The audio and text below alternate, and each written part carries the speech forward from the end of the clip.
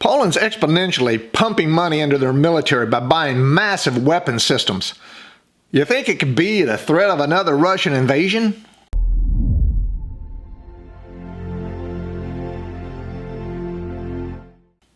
Hi folks, and welcome back to the Storm and Cellar. Poland, who joined NATO in 1999, is outspending other European NATO nations by almost 2 to 1.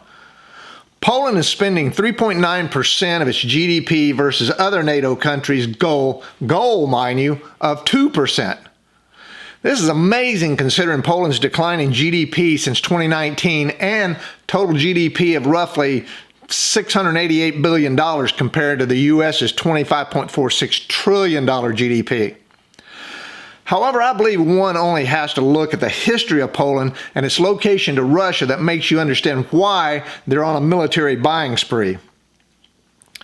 Once one of the largest and most powerful countries in Europe, Poland was divided and partitioned up from 1772 to 1918. Now, the 20th century wasn't particularly kind to Poland. Although it didn't exist during World War I and was partitioned by Russia, Prussia, and Austria, many battles were still fought there. Poland regained much of its borders following the war. However, the Nazis conquered them during World War II and almost eradicated their entire population. Finally, after World War II, the Soviet Union occupied Poland and supported a communist faction in Poland, which brought them into the Soviet sphere as a Soviet bloc country. Now, after the fall of the Soviet Empire, Poland is now a free country, and their leadership's keeping a very watchful eye on ex-Soviet KGB guy Vladimir Putin, as he wants nothing more than to reclaim the old Soviet Empire.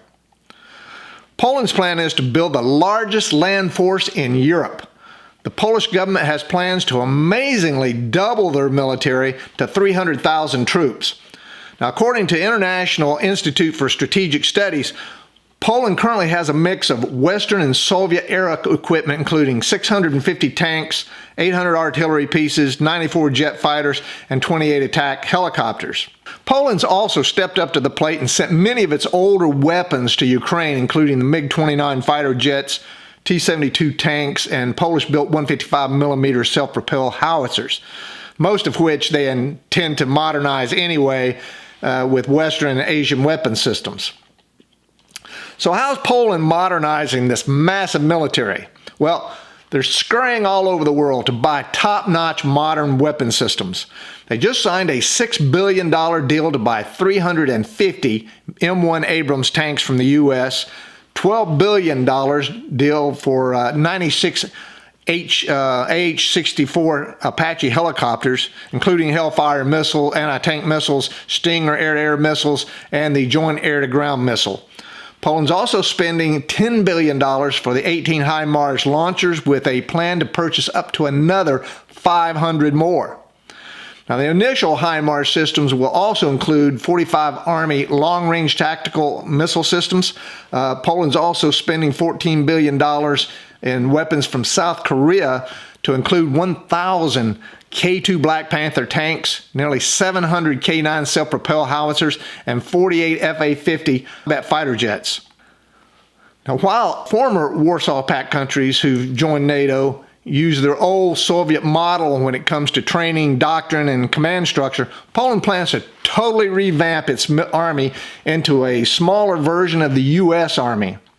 They'll rely on combined arms tactics of utilizing the Abrams tanks and Apache helicopters and even the Polish Air Force for support. Now, it makes you wonder why the rest of Europe aren't as concerned about a reemergence of the old Soviet Union as Poland is.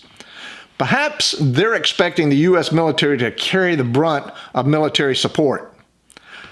I have a big secret for our NATO allies. If Russia engages NATO, they will need China, North Korea, and Iran to engage the U.S. as well.